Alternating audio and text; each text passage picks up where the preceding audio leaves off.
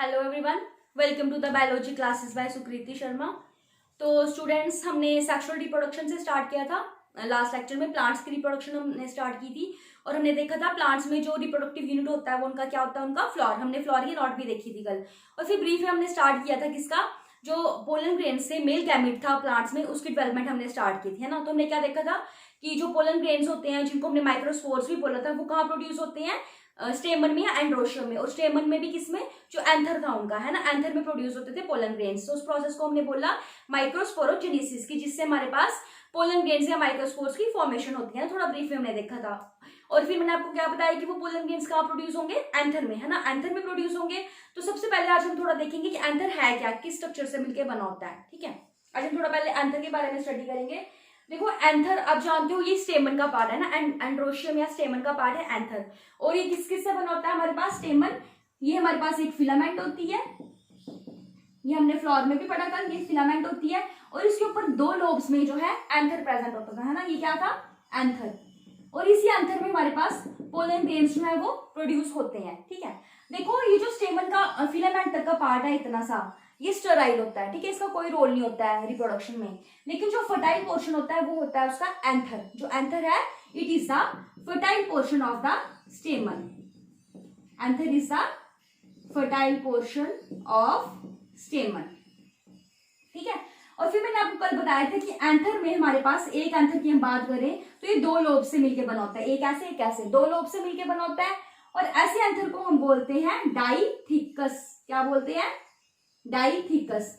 डाइथिकस means की, di means two, thecous means lobes, की anther में दो लोब्स है। जिस एंथर में दो लोब्स होंगे उसको हम बोलते हैं डाइथिकस एंथर।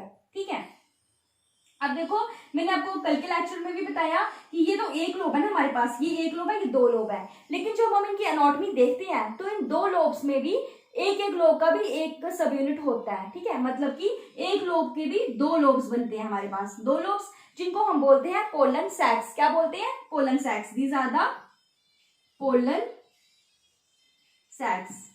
पोलन सैक्स बोलते हैं, या फिर इन्हीं को हम बोलते हैं माइक्रोस्पोरेंजिया।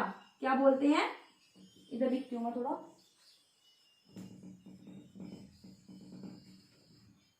ये हमारे पास एक लोब है और इसके भी आगे दो सब लोब्स आ गए या पोलन सैक्स आ गए, तो इनको हम क्या बोलेंगे, माइक्रोस्पोरेंजिया। ये क्या बने हमारे पास, माइक्रोस्पोरेंजिया बने, माइक्रोस्पोरेंजिया, या इन्हीं को हम बोलेंगे पोलन सैक्स। पोलन सैक्स क्यों, क्योंकि इन्हीं के अंदर जो है पोलन ग्रेन्स है वो डेवलप होते हैं, राइट। तो ये हमारे पास आ गया एक लोब का हमने देखा। इस तरह से दूसरा लोब भी है हमारे पास, तो इसमें भी इसी तरह से क्या होगा, दो लोब्स होंगे, इसके भी दो सब लोब्स होंगे या पोलन सैक्स, जिनको हमने बोला माइक्रोस्पोरेंजिया। तो अब देखो यहाँ पे 1 2 3 4 माइक्रोस्पोरेंजिया हमारे पास बन गए, है ना। एक एंथर में जो डाइथिकस था, मतलब एक एंथर जो डाइथिकस था उसके दो लोब से, उसमें हमारे पास चार जो है वो पोलन सैक्स होते हैं, माइक्रोस्पोरेंजिया होते हैं। तो ऐसे एंथर को हम बोल सकते हैं टेट्रास्पोरेंजिएट। क्या बोल सकते हैं, tetrasporangiate. Tetra means 4, sporangia means microsporangia या पोलन सैक्स, जिसमें चार पोलन सैक्स होते हैं हमारे पास, तो वो क्या हो गया, टेट्रास्पोरेंजिएट। तो एंथर क्या है, ये फर्टाइल पोर्शन है स्टेमन का। ठीक है, और इसमें हमारे पास दो लोब्स होते हैं, इसलिए हम इसको बोलते हैं डाइथिकस एंथर। डाइथिकस क्यों, इसमें दो लोब्स होते हैं, है ना, दो लोब्स होते हैं। और एक लोब में भी हमारे पास दो पोलन सैक्स होती हैं, जिसको हमने बोला माइक्रोस्पोरेंजिया। तो होलसम में आप देखो हमारे पास एक एंथर में चार माइक्रोस्पोरेंजिया या पोलन सैक्स होंगे, तो इसलिए हम इसको बोलते हैं टेट्रास्पोरेंजिएट। क्या बोलते हैं, टेट्रास्पोरेंजिएट। ठीक है, तो हमने ब्रीफ में देखा थोड़ा एंथर का। देखो जो पोलन ग्रेन्स प्रोड्यूस होते हैं वो कहाँ होते हैं, जो एंथर में माइक्रोस्पोरेंजिया होते हैं। क्या होते हैं, माइक्रोस्पोरेंजिया या पोलन सैक्स। और मैंने आपको क्या बताया, वो कितने हैं, चार। एक एंथर में चार पोलन सैक्स होते हैं हमारे पास। ठीक है, और ये जो माइक्रोस्पोरेंजिया है, ये इसमें हमारे पास चार लेयर्स होती हैं। क्या बोला मैंने, पोलन ग्रेन्स या माइक्रोस्पोरेंजिया में हमारे पास चार लेयर्स होती हैं। कौन कौन सी, मैं थोड़ा यहाँ पे लिखती हूँ।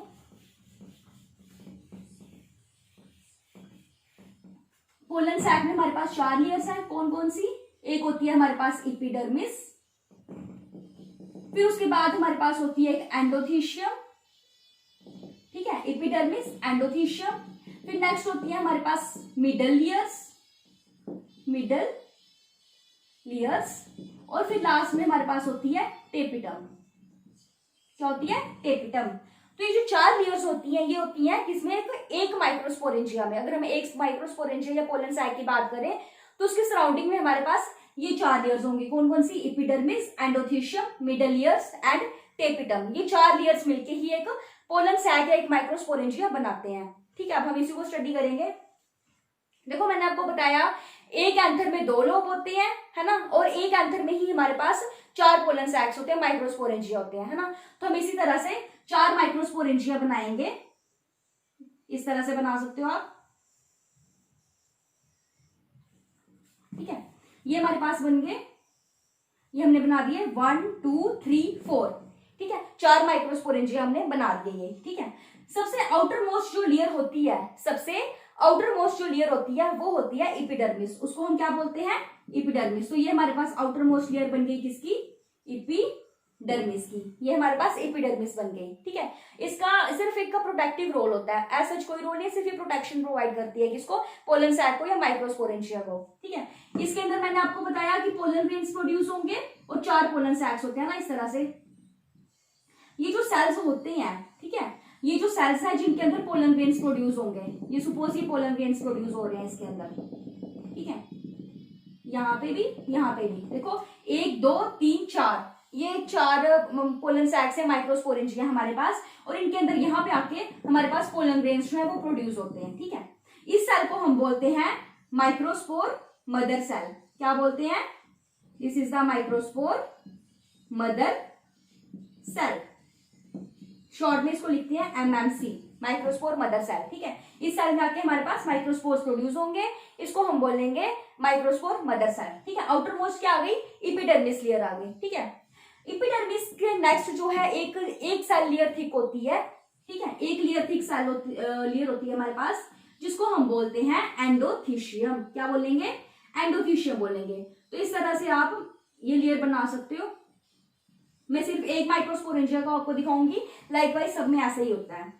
ठीक है, ये हमारे पास ये आ गई एंडोथीशियम। ये क्या बन गई हमारे पास? This is the endothecium. ठीक है, एपिडर्मिस बाहर वाली और उसके अंदर आ गई हमारे पास एंडोथीशियम। ठीक है, फिर एंडोथीशियम के आगे हमारे पास मिडल लेयर्स होती हैं। ठीक है, एंडोथीशियम के आगे हमारे पास 3 से 4 लेयर्स होती हैं सेल्स की, वो थिक सेल्स होते हैं जिनको हम बोलते हैं मिडल लेयर्स। क्या बोलते हैं? Middle layers. तो थोड़ा डिस्टिंग्विश करने के लिए सेल्स की शेप्स कुछ अलग से बनाती हूँ, थोड़ा डॉट बना देती हूँ बीच में ताकि आपको डिस्टिंग्विश हो जाए कौन सी मिडल लेयर्स है। इसी तरह से लाइकवाइज ऐसे ही रेंज होंगे सारे। ठीक है,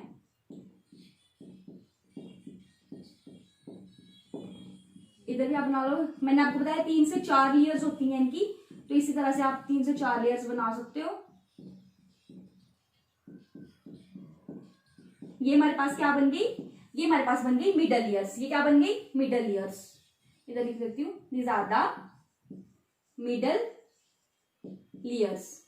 ठीक है, 3 से 4 हमारे पास मिडल लेयर्स जो है वो बन चुकी हैं। ठीक है, देखो आप ह्यूमन रिप्रोडक्शन याद करो तो हमने देखा था वहां पे स्पर्म्स कहाँ प्रोड्यूस हुए थे? टेस्टिस में। और जब हमें टेस्टिस की नॉट भी पड़ी थी तो वहां मैंने आपको बताया था टेस्टिस में जो सेमिनिफेरस ट्यूब्यूल थी उसमें 2 तरह के सेल्स थे, Sertoli cells and germ cells, है ना।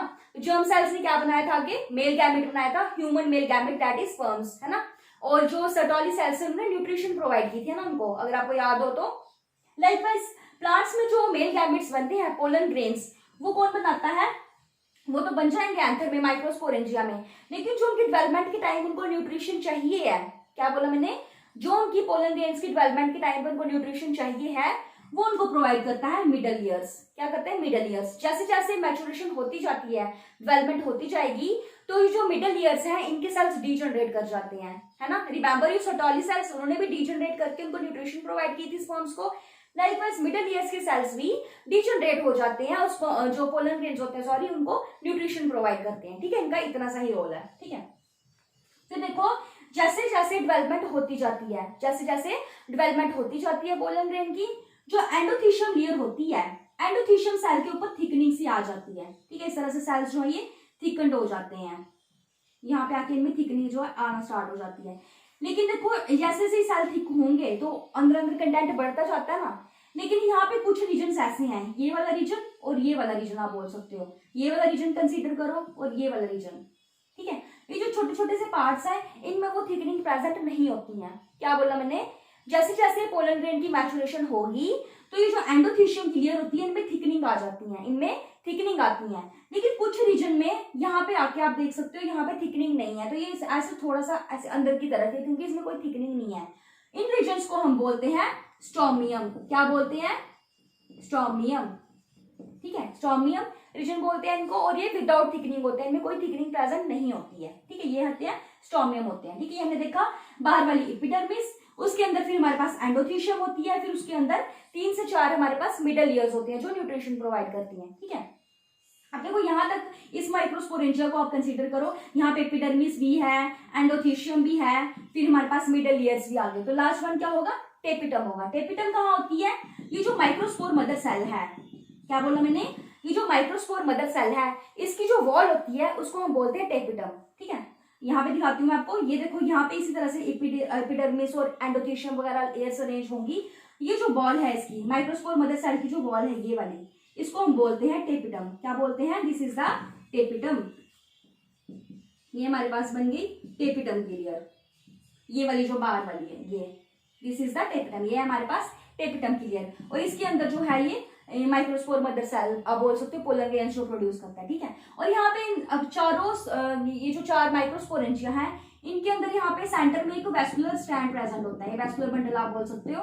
जाइलम और फ्लोएम की जो कंडक्शन में हेल्प करता है, मतलब उनके फंक्शन प्रोवाइड करता है, इसको हम बोलते हैं वैस्कुलर स्ट्रैंड। ये क्या है, वैस्कुलर स्ट्रैंड है, ठीक है। तो इस तरह से जो एंथर है हमारा ये कंप्लीट, देखो आप 1 2 3 4 4 माइक्रोस्पोरेंजिया, तो क्या होगा ये टेट्रास्पोरेंजिएट, ठीक है। तो डाइथिकस टेट्रास्पोरेंजिएट एंथर जो है इसकी एनाटॉमी इस तरह से होती है हमारे पास, ठीक है। इस तरह से सेल्स जो है वो अरेंज होते हैं, ठीक है। बाहर हमने देखा एपिडर्मिस, फिर एंडोथीशियम, फिर ऐसे लेयर्स जो अरेंज है। अब देखो ये जो टेपिटम होती है हमारे पास, ये 2 तरह की टेपिटम होती है। जो प्लांट्स में जो पोलन ग्रेन्स के बाहर माइक्रोस्पोरेंजिया के बाहर टेपिटम लेयर होती है ये 2 तरह की होती है। कौन कौन सी, अमीबाइड या इसको हम पेरिप्लाज्मोडियल भी बोलते हैं, अमीबाइड और पेरिप्लाज्मोडियल टेपिटम, ठीक है। और दूसरी होती है सिक्रीटरी या फिर ग्लैंडुलर भी इसको हम बोलते हैं, सिक्रीटरी और ग्लैंडुलर टेपिटम, ठीक है। टेपिटम जो इनर मोस्ट लेयर होती है माइक्रोस्पोरेंजिया की वो 2 तरह की होती है, अमीबाइड या इसको हम पेरिप्लाज्मोडियल बोलते हैं, या सिक्रीटरी और या फिर ग्लैंडुलर टेपिटम इसको हम बोलते हैं, ठीक है। अब ये क्या है थोड़ा इनको देखते हैं। देखो क्या होता है कि जैसे जैसे पोलन ग्रेन की डेवलपमेंट हो रही है, ठीक है, जैसे जैसे डेवलपमेंट प्रोसीड कर रही है, तो ये जो टेपिटम की वॉल होती है, ठीक है, देखो टेपिटम के अंदर है यहाँ पे माइक्रोस्पोर मदर सेल है ना, यहाँ पे माइक्रोस्पोर मदर सेल है। तो जैसे जैसे डेवलपमेंट होती जाएगी टेपिटम की वॉल जो है ये ब्रेक होना स्टार्ट हो जाती है, इस तरह से ये बीच बीच में से ब्रेक हो जाएगी, इस तरह से हमने ब्रेक कर दी, ठीक है। ये ब्रेक हो गई, मैं यहाँ पे आपको दिखाती हूँ, ये हमारे पास टेपिटम और इसके अंदर है माइक्रोस्पोर मदर सेल, ठीक है। कैसे क्या होगा, जैसे जैसे डेवलपमेंट होगी मतलब कि यंग स्टेज में, ठीक है, जैसे अभी उनकी डेवलपमेंट स्टार्ट हुई है जस्ट, उस स्टेज में क्या होगा कि टेपिटम की वॉल जो है इस तरह से ब्रेक हो जाएगी, ठीक है। इसको हम ब्रेक करके बना लिया, ये टेपिटम की वॉल ब्रेक हो गई। तो सोचो अब जितना भी ये जो कंटेंट पड़ा होगा इसमें माइक्रोस्पोर मदर सेल का, ठीक है, जितना भी माइक्रोस्पोर मदर सेल का कंटेंट होगा और ये जो बाहर वाला कंटेंट होगा जितना भी, वो क्या करेंगे, वो मिक्सअप हो जाएंगे, है ना। इसके बाद सराउंडिंग में सोचो ये वॉल ब्रेक होगी तो बाहर जितना भी कंटेंट होगा और ये वाला ये एक दूसरे के साथ क्या हो जाएंगे, मिक्सअप हो जाएंगे, है ना, फ्यूज कर जाएंगे, मिक्सअप हो जाएंगे। तो अगर ऐसी सिचुएशन हो तो उसको हम बोलते हैं अमीबाइड और पेरिप्लाज्मोडियल टेपिटम। क्या बोलेंगे, अमीबाइड और पेरिप्लाज्मोडियल टेपिटम। कब बोलेंगे, जब इनिशियल ग्रोथ के टाइम पे टेपिटम की वॉल जो है ब्रेक हो जाए, टेपिटम ब्रेक हो जाए और जितना भी कंटेंट है माइक्रोस्पोर मदर सेल का और बाहर का वो फ्यूज कर जाए, मिक्सअप हो जाए एक दूसरे के साथ, वो बन जाएगा अमीबाइड और पेरिप्लाज्मोडियल टेपिटम बन जाएगी हमारे पास, ठीक है। फिर हम सिक्रेटरी ग्लैंडुलर टेपिटम को कंसीडर करें तो देखो ये सिंपल टेपिटम है, मीन सिंपल टेपिटम है, न्यूट्रिशन प्रोवाइड करेगी और इंटरनली रहती है, ठीक है, ये ना ब्रेक नहीं होगी, ये एज सच ऐसे ही प्रेजेंट रहेगी, मतलब इन सिटू प्रेजेंट होती है। इन सिटू मीन्स की इंटरनली, इन सिटू मीन्स इंटरनली, ये एज सच न्यूट्रिटिव रोल अपना जो है वो प्रोवाइड करती है, ठीक है। इसी तरह से ये जो टेपिटम है ये एग्जिस्ट करेगी। जो इस तरह की टेपिटम होगी उसको हम बोलेंगे सिक्रीटरी या ग्लैंडुलर टेपिटम। जो ऐसी होगी वो होगी हमारे पास अमीबाइडल पेरिप्लाज्मोडियल टेपिटम, ठीक है। तो ये होल सब में था इसका एंथर का स्ट्रक्चर हमने देखा, ट्रांसवर्स सेक्शन देखी एंथर की। ये तो मैंने एक पार्ट बनाया ना, आपको इसी तरह से कंप्लीट ये चारों माइक्रोस्पोरेंजिया के सराउंडिंग में बनाने हैं, ठीक है। ये देखो मैंने अलग से भी डायग्राम बनाई हुई है। ये सबसे बाहर जो बाहर में लेयर है वो है एपिडर्मिस, एपिडर्मिस है। उसके अंदर जो सेल लेयर है वो है एंडोथीशियम की। फिर आप देखो यहाँ पे 2 से 3 लेयर्स बनाई हुई हैं अलग से, जिनके बीच में डॉट्स डालने हैं, वो है मिडल लेयर्स। और ये जो थिकनिंग यहाँ पे प्रेजेंट नहीं है, ये रीजन है स्टोमियम, इनको हमने बोला क्योंकि इनमें कोई थिकनिंग नहीं आती है, इस रीजन में कोई थिकनिंग आई। ये रीजन ये क्या होगा, स्टोमियम होगा। और ये अंदर वाली जो है ये टेपिटम हो गई। यहाँ पे बीच में वेस्कुलर स्टैंड है, और यहाँ पे ये है, ये जो मैंने ऐसी इस तरह से स्ट्रक्चर बनाया है, ये है माइक्रोस्पोर मदर सेल, ठीक है। ये मैंने पूरी आपको एक अलग से भी डायग्राम बना के दिखाई है। तो ये मैंने आपको दिखाया जो सेल्स हमने बनाने कैसे है, किस तरह से अरेंजमेंट दिखाना है सेल्स का, तो आपको होल सब में ऐसी ही डायग्राम बनानी है, ठीक है, एग्जाम में और ऐसे, ठीक है। तो ये था पूरा एंथर का। तो हमने क्या देखा, एंथर क्या है, एंथर में 2 लोब होते हैं, इसलिए हम उसको बोलते हैं डाइथिकस। और एक एंथर में हमारे पास अगर एक लोब कंसीडर करें उसमें 2 पोलन सैक्स होते हैं हमारे पास, है ना। अब फॉर एग्जाम्पल देखो ये इस तरह से ना, अगर आप इस पार्ट को छोड़ दो, इस पार्ट को छोड़ो तो आप यहाँ पे देखो 1 2 है ना, एक लोब ये, 2 लोब ये, तो ये एक लोब, ये 2 लोब, ये तीसरा लोब, ये 4 लोब, मतलब 4 पोलन सैक्स हैं। ये अगर इस फॉर एग्जाम्पल इसको आप एक लोब कंसीडर करो तो यहाँ पे हमारे पास क्या बनेंगे 1 2, ये 2 हमारे पास पोलन सैक्स बनते हैं। इनको हम क्या बोलते हैं, पोलन सैक्स 1 2। लाइकवाइज इसको छोड़ो तो इसको देखो 1 2, एक लोब में, ऐसे होल सब में ये पूरा एक लोब है ना, ये एक लोब है, लेकिन इसके अंदर भी हमारे पास ये 2 पोलन सैक्स हैं। ऐसे ही ये दूसरा लोब है और इसके अंदर हमारे पास 2 पोलन सैक्स। तो टोटल कितने हुए, 1 2 3 4, 4 पोलन सैक्स होते हैं हमारे पास, माइक्रोस्पोरेंजिया जिनको हम बोलते हैं।